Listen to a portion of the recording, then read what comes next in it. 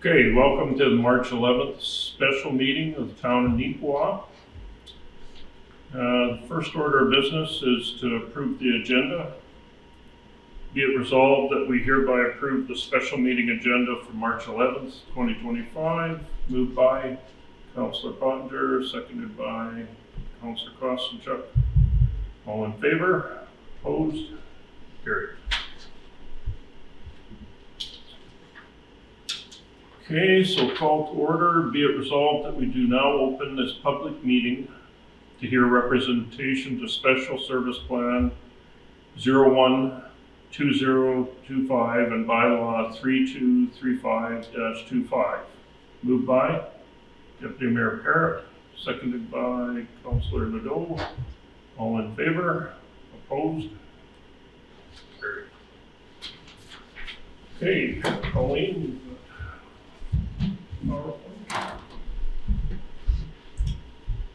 Give a little timing.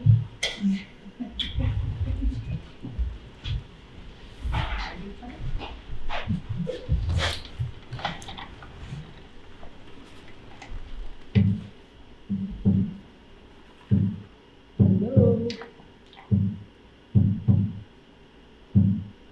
Maybe there's a PowerPoint.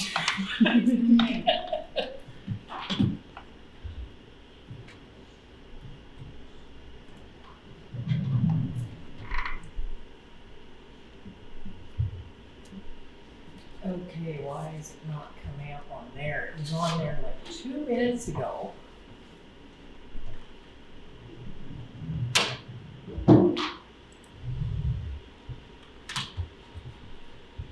Is it just closed? Is it? Yeah. Open? Oh, there we go. Oh, we have the lift on.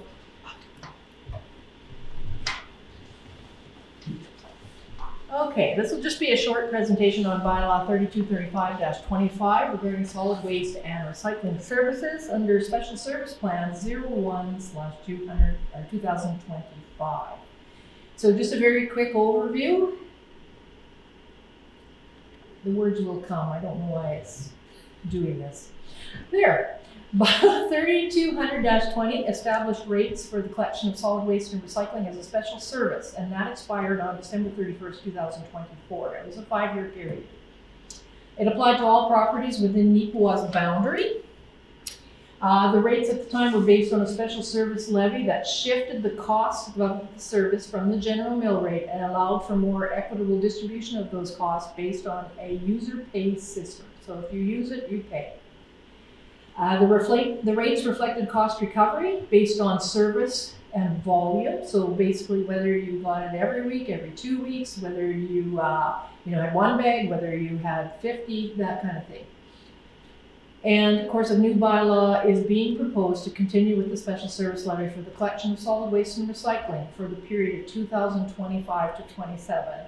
I'll just note here that this is a 3-year period. We normally would have gone 5 with our service provider, but the changes that are coming forward through the Manitoba Multi-Stewardship group out of the province of Manitoba has been looking for a few years now about extended producer responsibilities such that the province will take over recycling services. So as they go through that process, they kind of requested that we did not lock it down too long of a term, but they understood we needed to get this put in place because of the bylaw that's being required and the board approval and whatnot and the processes. So we're locking it down for 3 years, and in that time we're going to take a really good look at again and where we are in the future, and maybe also in that period we'll also understand how the province will evolve into the recycling scheme. So what's the difference for this 3-year period? We're looking at an equal rate per residential dwelling unit of $125 per year, and that entitles you to 1 garbage cart and 1 recycling cart.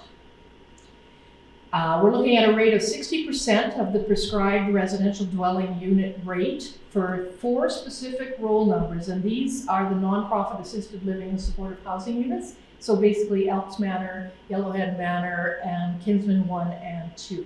So 60% of the $125 per year. And the reason we looked at that was to propose that quite often, depending on the individuals living there, they don't produce as much garbage, but a lot of them can also seek and take advantage of the meal programs that are offered there. An equal rate per small commercial unit, allowing you one garbage cart and one recycling cart at base, with increasing charges based on the approximate volume of garbage generated and the number of carts in use. So we looked at all of the commercial units that were quite small, with one garbage cart and one recycling cart. And then depending on the volumes you generate of garbage in your commercial business, you know, if you can have 2 if you need, you can have 3 if you need. And after that, though, you would technically go into a different category. So the rates were based on the volumes produced in your particular property, and also a combination of whether it was commercial and residential as well. We also put a set rate in place for schools to cover the cost of collection and disposal. And the importance of this one was the fact that when the rates were established a number of years ago, there was actually confusion at the time of whether commercial collection would actually, an institution would come on as part of how we dealt with garbage in the community. A lot of communities only do residential collection, where we also did the commercial. So at that time, all of the commercial institutions were allowed the ability to either seek out a private provider for collection or remain with us. The schools are the only ones that did remain with us, and now we're basically looking for cost recovery on the service that does get provided, plus the disposal of garbage that have. And of course, then set rates for large commercial, industrial, or institutional properties who utilize a private contractor for collection services. Those rates reflect now an approximation of the cost related strictly to the materials now that get delivered to the regional waste management facility known as Evergreen Technologies.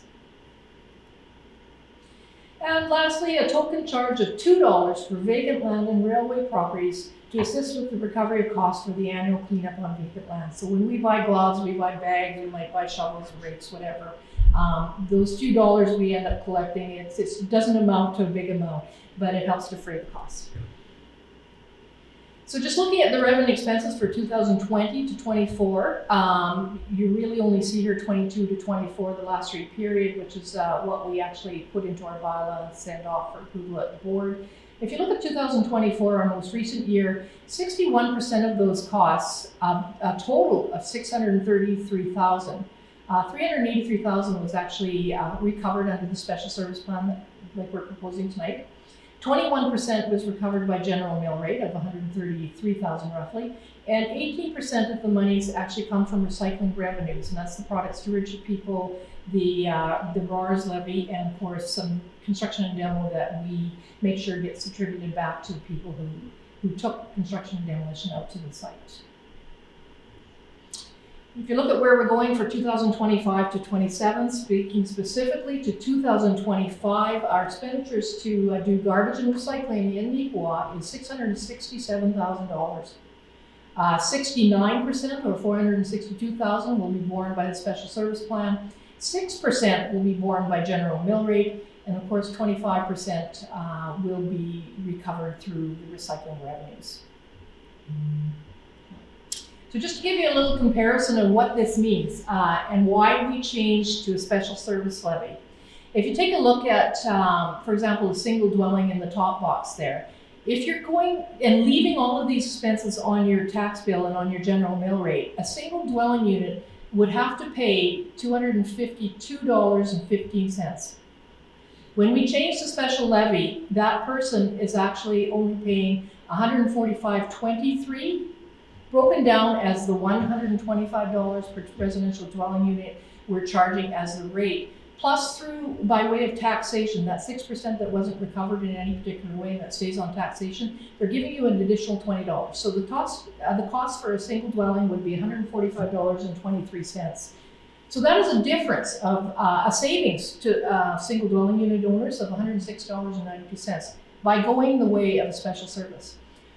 Then the next example is just a commercial unit, $400,000 worth of assessment. They would have paid $582.75 if done only by general mill taxation. And the way we're actually doing this now, they're paying $411.75 in total, including the $365 by way of special service levy and $46.75 annually as part of the general mill rate. So they're saving $170.99. And then if we go to the extreme right there on the chart, in our largest industrial user, if by mill rate would have paid $52,000, by way of special service levy based on use and volumes delivered to Evergreen will be required to pay $94,000. So by going the way of special service, they're paying $41,000 more. But the point being, and if you go to the right of this particular slide, if you look at general mill rate only, low volume users pay more, high volume users pay less. It results in subsidization of large users, it says over there, sorry. And of course, institutional properties would never contribute by the mill rate because they're exempt from general municipal taxation.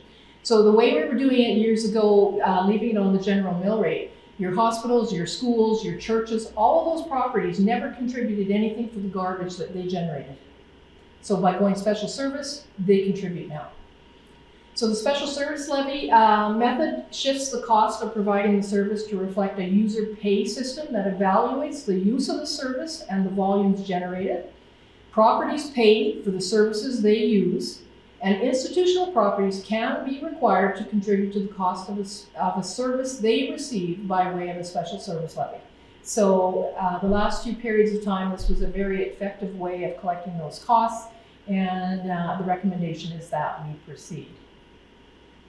I don't know if there's any questions from council.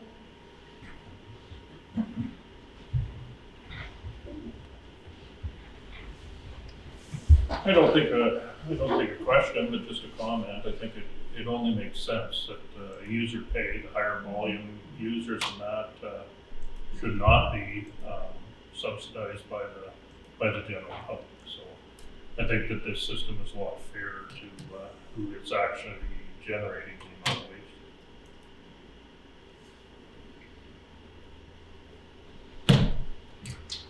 Any questions? The only question I have, if approved, when does it take effect immediately, or? No, so basically what happens is now that we've had the public hearing tonight, council will give a first reading to the bylaw. All of that gets sent into the province of Manitoba for their review. Had there been people here objecting, they would be given a letter with the ability to express their objection. Because there is technically no objections unless you're objecting.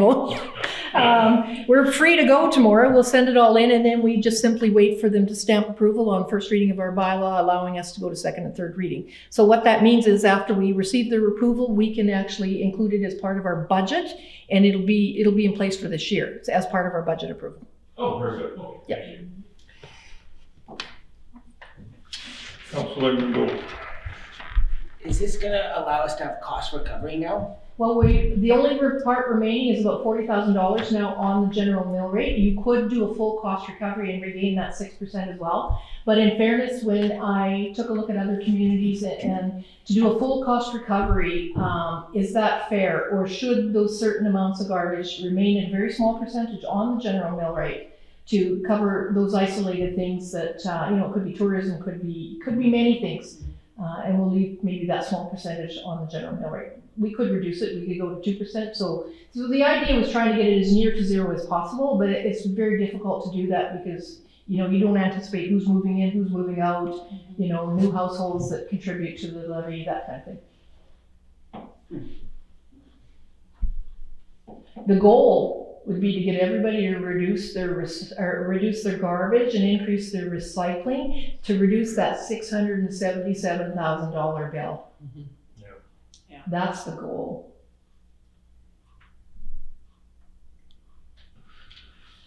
Okay. Well, if no other questions,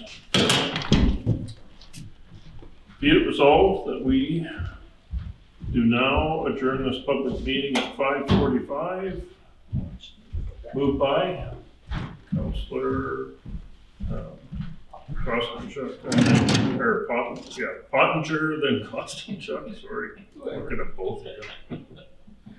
All in favor? Opposed? Carried.